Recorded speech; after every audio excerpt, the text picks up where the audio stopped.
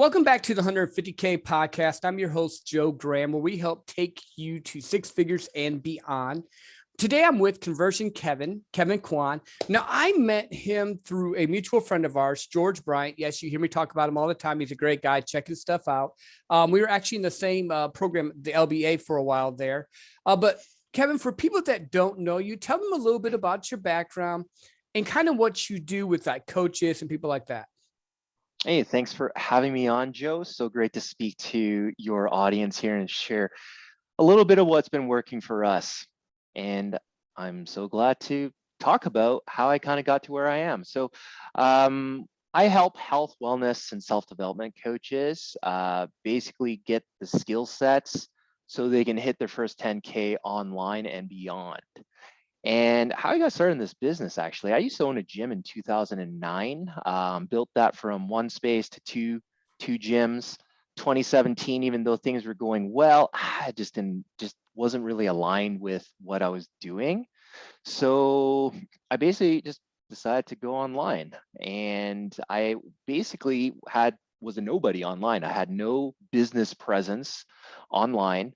And to add on top of that, when I made this decision, where I felt really on the line to leave, my wife was pregnant and she was Wow. gonna, give birth to our first child, Emmy. She's like 3 now. And I was just like, and she saw me, like I was just so run down for that last year and just all this emotional weight I was carrying home. So I was like, hey, babe, I'm going to leave the gym. I know you're about to give birth and you're on maternity leave. But I think I can make this work. You have a good wife. You definitely have a good wife.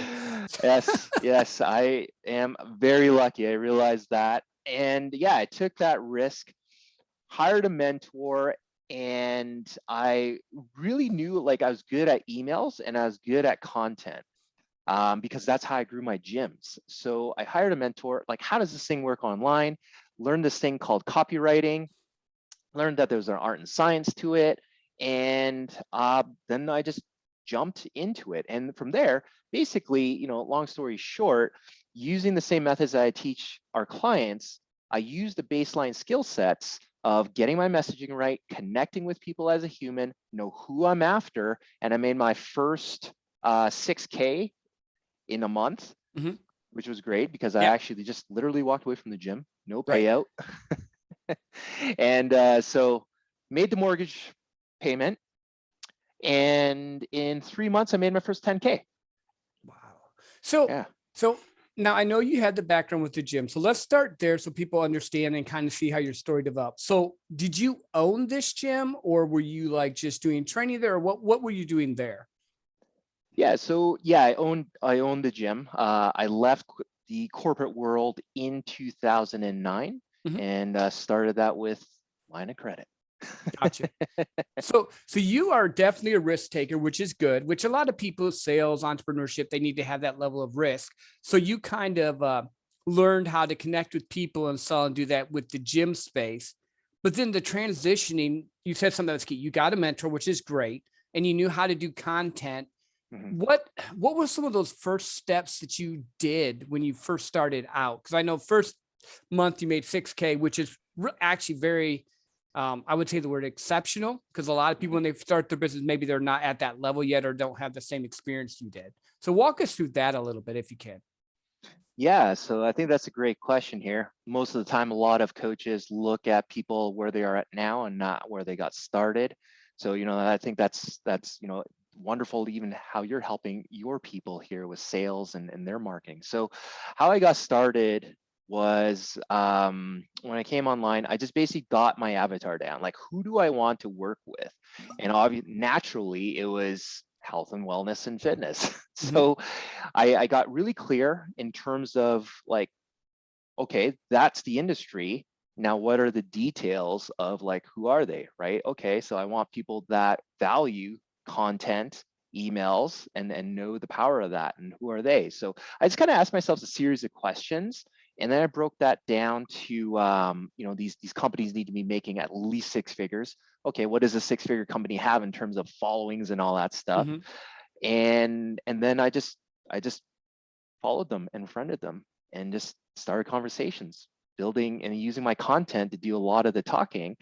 And then from there, through building a relationship through Messenger and with the content to support that spoke to their problems, their desires specifically for that type of entrepreneur, that's how I got my business. No, that makes sense. And you dropped a lot of really good nuggets there. First, you knew who your client was. You had your avatar, the person you were going after. I think a lot of times people try to go too wide instead of going deep and finding the right person that they can touch and reach. You also stayed in an industry you knew. So you didn't go from like, doing health and the fitness thing to basket weaving or something that's totally different. You stayed in something that you were comfortable with doing it. And then the other thing I think you mentioned is you just befriended them and helped them solve problems, which is, I love that. That they're like, I just want to make sure people caught that whole concept. It wasn't just, hey, I just went and started throwing content out. You were very specific. You had a plan in motion and you stayed in something that you could, serve and bring value to. So for someone starting out and maybe they don't know where to begin, like they have an idea or the fuzzy dream, like we like to call it. What would be some key steps besides what we've talked about so far that maybe we missed here? Is there something else that they should do in the framework that we've been talking about? Yeah, so that's kind of a good question. And for those that are listening that haven't got to their first 10K or working towards that or haven't broke that yet, pretty much the baseline level to get to that 10K, like if you don't have this, you're not even going to get to 20K. Okay, let's put it that way. And I've seen this over and over again. We've had about 167 people go through our program and counting. So I've seen 167 times. I've also done over 1,000 offers, high ticket offers, and got them to convert. And the pattern is always the same. You have to know who you're talking to and beyond surface level, not the demographics like age, what they like, where they shop, what shows. That's all demographics. I'm talking about the psychology of that. And you and I both know, Joe, sales is psychology. Working with somebody's psychology. Obviously, you can work it for the good, work it for the bad. Right. What we're talking about here is for the good. Definitely. When I say psychology, it's their mindset. How do they think? What thoughts do they have? What are their personality traits? Are they type A go-getter? If you give them too much information, do they get anxious? Do they like to jump into things? And their values. What do they value? Do they value time? Or do they value money? Do they value family? Like, what is it, right? So we have to know those. And then we can create the content that talks about, because content and the sales, all is based off your avatar. If you don't know those psychographics, you don't know what to write. And if you don't know what to write, because you're confused, you're going to confuse your audience, and then you get no sales. Right. Well, and then you did mention something else. You even knew their ability to purchase. You said there's a certain amount of dollar value for the clients you're going after to begin with, because they had to be able to buy, because they could have the fuzzy dream to be happy, but if they can't, buy into what you're doing, you're both can get frustrated. So I was just like kind of listening back to what you were saying there, and that just kind of clicked a little bit more for me with it. On the psychology, are you more of like, there's so many different ways people do this. So like when I approach a sale, I do it like a consultant, like, hey, here's the deal. This is what I can do. This is like how I like to look at.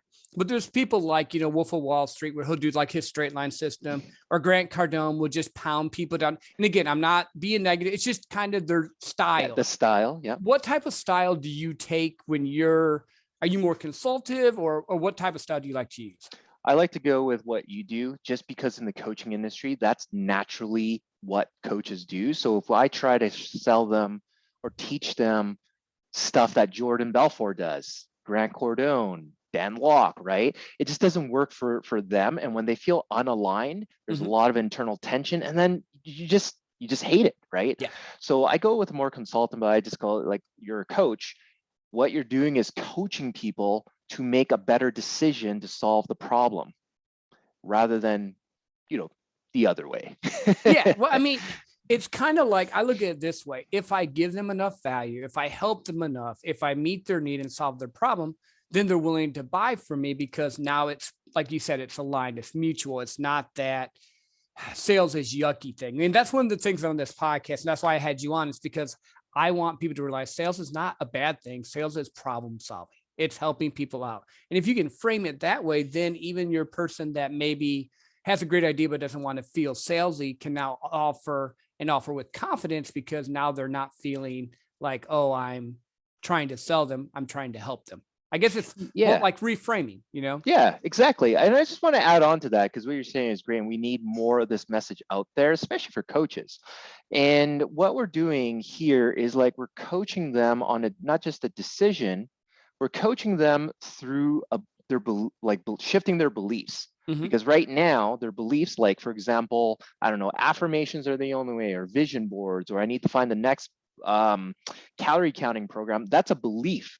Yeah. And because they have a belief, they're going to continue to make the same thinking processes, same decisions, and take the same actions that's not helping them, until we shift their beliefs so they can make a different decision, so they can take a different action. And I think that's really where sales is going, especially if we're going with sophisticated clients. I'm going to go out on a limb here. Again, I'm only using my opinion from the coaching industry of what's worked with our clients. But the person who's going to spend $1,500 to $5,000 on a health program doesn't want to be pushed around. No, I agree. 100%. Like there's a certain level of a person who can spend that money. And even myself, like you and I invest in ourselves, and we spend money on coaches and all that. You use that like a script on me that's pushy and all that, I'm out. Yep, I'm with you 100%. I am with you. In fact, I actually get a lot of clients from the I call them the DM pitchers, where they'll just come in and they'll just pitch you, and I'll play with them for a little bit. And I'm like, hey, bro, did you read my profile? Do you know what I do? And I did. And it's just funny that you said that. Yeah, I'll smell a pitch a mile away. If you're not real, like for me, my whole thought process is, if you're not ethical, moral, and have the customer's interest in mind, I won't work with you. I won't help you sell. But that makes it good for like a lot of the coaches that they have a really good product. They just don't know how to present it because they haven't had that mindset shift yet. So how do you help your clients with the mindset shift? A very long process. That's why our program is 4 months. But that's why it's worth it. See, it's not this $99 program where you buy now, you have 3 videos, you're done, and there's no change. It's like you said, it's 4 months, but it's a real investment that gets changed. Yeah, exactly. So like you and I are in the business of change. What I like about just the whole process of like converting people online to like a coaching client, because it is really amazing that, like back in 2005, you can really do that. But now it's like you can take this knowledge you have, reach way more people and help more and more people. It's truly amazing. But the thing is you do have to have a certain mindset, and you have to own it. What does that mean? You have to have certainty in yourself. That's the number one thing we hammer into people. Certainty in yourself, certainty in the process that you're doing, and certainty that like people know opportunities out there, but people aren't certain that they can get the opportunity. Those 3 certainty pieces is part of them, because mindset can be like whole plethora of things, but we focus on certainty because certainty creates leadership, and people are drawn to leaders. They buy from leaders, they follow leaders. So but leaders are certain. You say something, you own it. You want it. Since nobody resonated with that post, that's okay. Your value isn't in there. You're here to lead people. Somebody read that. So we work a lot on the certainty piece in people so that it comes across in their content, their lives, and conversations. Yeah, no, and that makes sense. And being true to yourself and your content and how you do it. So that's why, like, I've been doing a lot of, I call it like the testing, where I'm doing a live video challenge, because I have some friends. I don't know if you know the Biz Bros. They're doing a 45-day live challenge. I've been having fun doing that, and I like to talk. But then I've also been doing a lot of long form, like just like writing sales tips and stuff like that. And what I found is I get so many people to view and a little bit of comments on the videos. But for me lately, my long form content's actually getting more engagement. And I think it's just finding what works for you. How are you drawing your clients? So good. Yeah, I think this kind of goes back into sales as well, is like, well, leaders are curious, and we don't assume things, and we have to be neutral always. And the fact that you just say, hey, you did this and you got this feedback, I mean, that's great. I think we need more people thinking about that rather than just going right for the sale. Just be more curious and then do the thing that's working. Yeah. Well, and you don't want to make it feel like a sale. You want to make it feel like you're building a relationship with them and helping them. And then even if, and I tell this to people all the time, and I get in trouble with my day job on this sometimes, not really, but I do. Like I'll refer people away from what I do if I can't help them. And my boss like, well, what do you do? And I'm like, watch. And then 3 months later, they bring me bigger deals that I didn't have the connection to because I took care of a need for them. And I think people just have to realize there's a big enough pie. It's not like you have to do just sales and it has to happen in a 5-step process. It may be a longer touch point, but if you take care of your customers, like, you're going to make money. And the people that we deal with, they will be more, what's wrong with these? More distinct in who they choose to work with. But once they invest, they're not the problem child. That's the other thing. I just want, like, I'm just thinking through the whole process. They're not like, if you have the right people, you're not going to have the problems that you would on the, what I like to say, the $97 offers. I know that's, I'm not trying to be mean. There's a need for those type of offers too. Don't take me wrong, but. Yeah, no, I totally agree. Like, I mean, if we are just trying to get the sale rather than being in service, aligning our values and acting accordingly, then we're going to get bad clients. We could possibly get the problem child client, which, I'm sure in one point of all our lives, we had one. But yeah, like 100% align with that. And the more that we can align with our own values and be more in like, the certainty mindset, right? Like that's what draws people over rather than this kind of desperation, scarcity mindset. And we're just thinking about the sale that trumps service and giving value. Yeah, it's just reshifting it. And I've run into a ton of coaches, and I'm glad that you're helping them with it, that they feel either they're so desperate for a sale, it comes across that way. Instead, like you said, just being certain in what they're doing and what they're saying. So beyond this, like, in just moving down, like this whole idea of, getting that 10K offer. So you need certainty. You need to know your avatar. What's the next step? Simple, your offer. You got to be clear on your offer. For example, if you're a health coach in the wellness thing, don't tell me your offer is to improve their health, or what we call stuffing the offer. Don't tell me you can solve 10 different problems. You got to be crystal clear. Yes, there is a lot of opportunity, but with more opportunity, there's also a lot more competition. So the more clear we are in what problem we solve, how we solve it, and why we're different, it's going to help you immensely. And the problem I tell our clients is that the problem you solve should be able to be said in one sentence. I should be able to take a picture of it if I needed to. What does that look like if I took a picture of the person with this problem? If you can't describe it that way, it's too vague. Yeah, no, and I love that. I think people try to go too broad. I think we were talking about this before we started recording. People try to go too broad and touch too much instead of go deep and help that client, like we talked about. Yeah, exactly. So the offer, and then that's going to give you your content, like the messaging, and then really the messaging is a translation of the psychographics and matching the offer to help how your people think. And then that content is going to create conversations, usually in the form of messenger. Yeah. So walk us through that. So we know who our avatar is. We know what our offer is. It's clear. And now we're getting messages in DM saying, hey, help me. So for people that maybe haven't done sales as much as you and I have, Kevin, walk them through that. I know for sure they shouldn't just pitch right away, but they might get excited because someone's actually talking about their product. How should they set that aspect up? Okay, cool. Great question there. So there's 3 stages in a conversation, right? And when we initiate a conversation or they reach out to us, there's a connecting phase. Okay, you have to connect with people. People need to connect with you before they care about what you have to offer.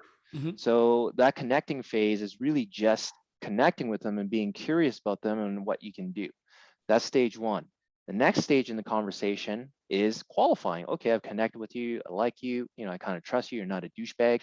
So now I'm going to go into the qualifying phase. So the qualifying phase is really learning more about what the problem is, what their goal is, what their roadblock is, and what are some of the pain points. And then from the qualification, the next stage is move them to a call, move them to your sales page, whatever that you have. So connect, qualify, move. And through qualification, we determine, can we help this person? Mhm. Is this person a fit for my program? If so, move them. If not, then maybe give them some love and give them some free content. Yep. Yep. And then you just keep building until they're ready. Because sometimes it's just they're not at the touch point to buy yet, but you have to do all the different touch points. Just like the billboards, most people think, well, billboards are worthless. They're not realizing that you're getting 97 touch points before you get that direct targeted ad that now moves you because you've been exposed was the word, not expressed. I was trying to say. Exposed. Yeah. I know you're fighting a little off something, but you're doing great, Joe. Yeah. So yeah, I think that's a good point there, because a lot of, like, in terms of sales or marketing, we just like, okay, first try it, they aren't fit, so we just forget about them.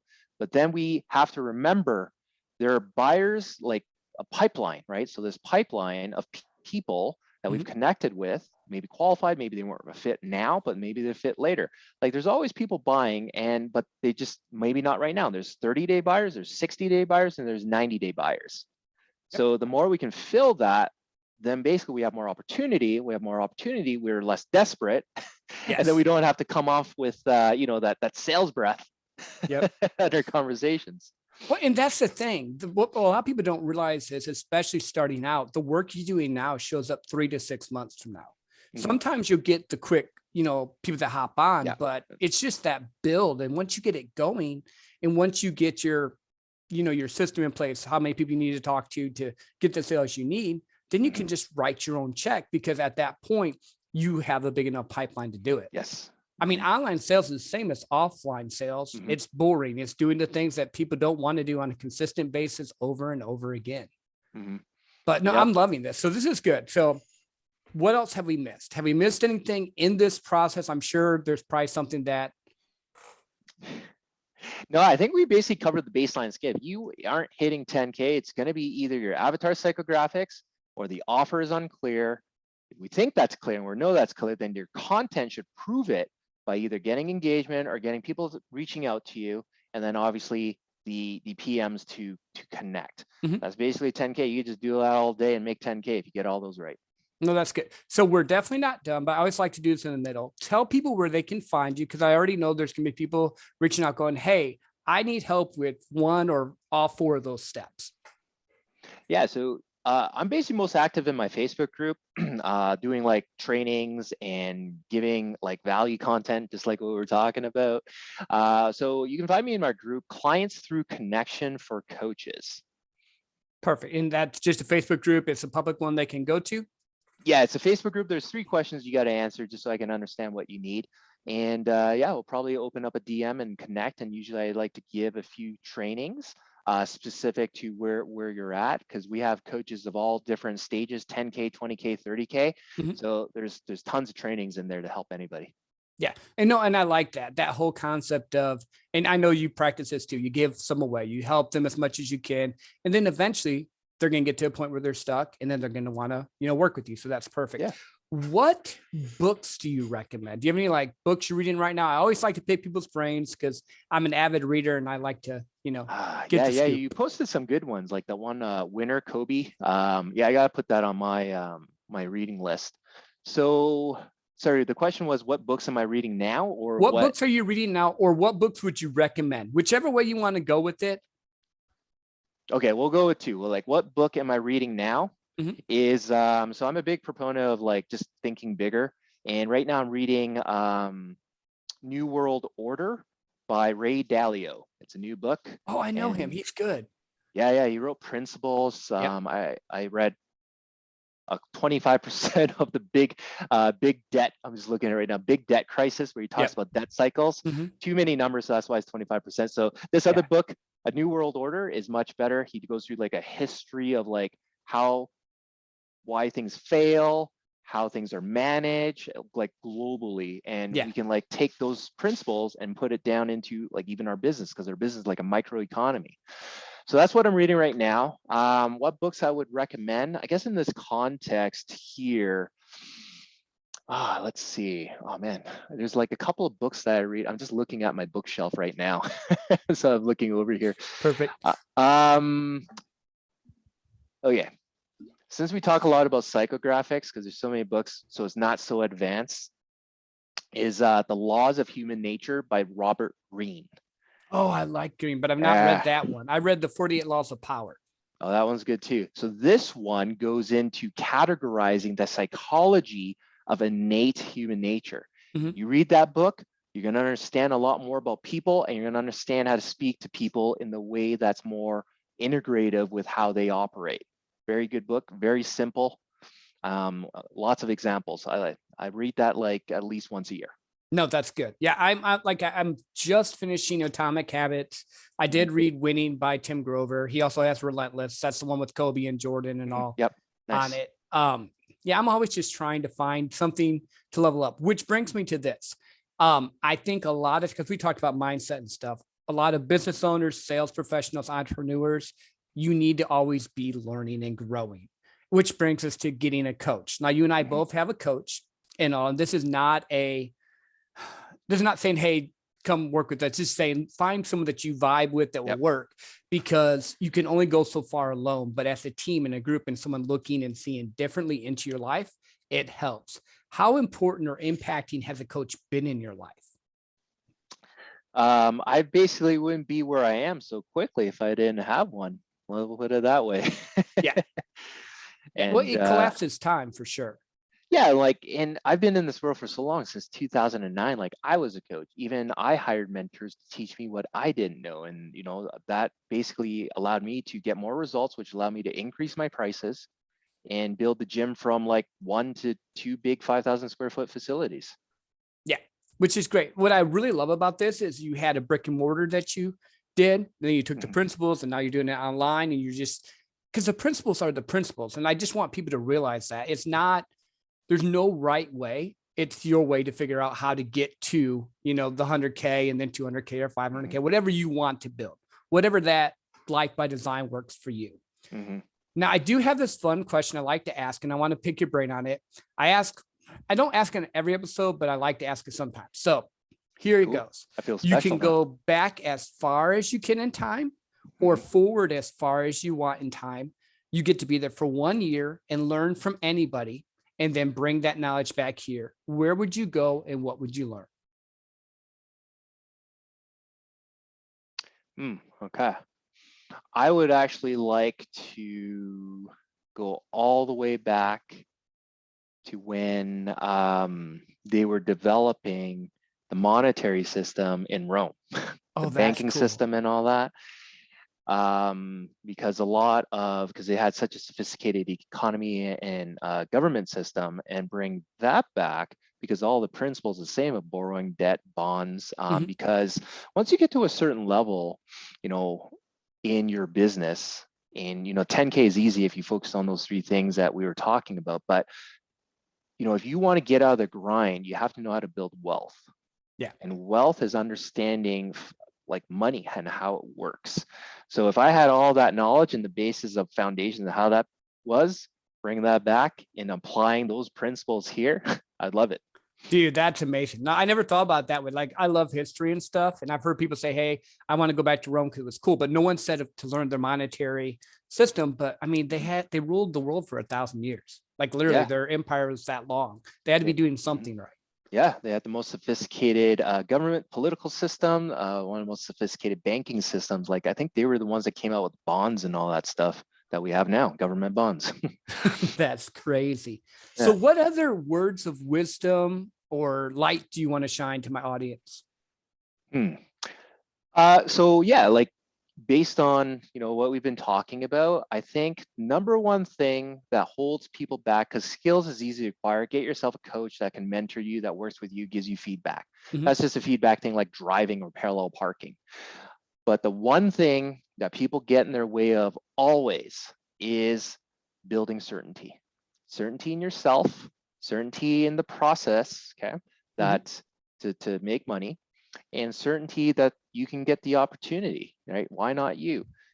I think that's well, it's more than a word, but it's a few words.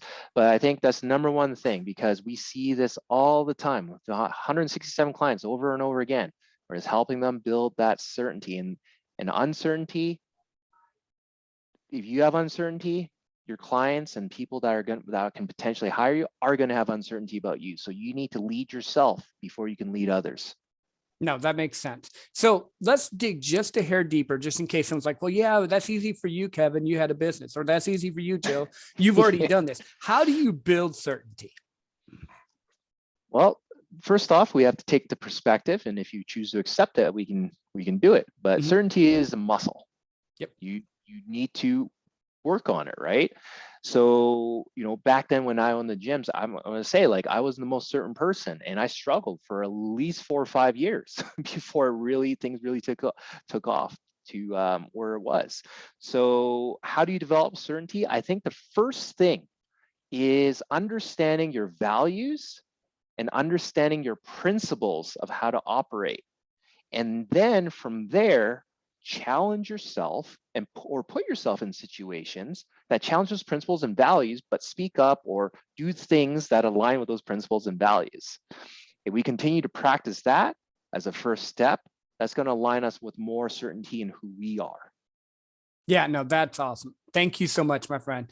Any other last parting words before we let our audience go for tonight? Build your certainty. I love it. Hey, I always just like to make sure I don't ever want to cut anyone off. I want to make sure that you're able to get your message out how you want. Thank you again, Kevin. I really appreciate you being on here. We dropped a lot of value with this, being certain, finding your avatar, knowing what your core offer is going to be. And there was one other one. Stages of messenger. Stages of messenger. Yep. So that's perfect. If you just followed this, what you may have not realized is he just told you the key to 10K month. Literally, he just laid it out for you. Now, as you go through, you're going to need to reach out and possibly get some help. It's okay to ask for help. Please do that. Thank you again, man, for being on. I really appreciate it. And thank you all for listening to the 150K podcast, where we help take your dreams to 6 figures and beyond. Please like, share, and comment on Apple, Spotify, wherever you like this, and send this episode to a friend that you know, maybe a coach, sales professional, business owner that needs this help. This is like dynamite for them.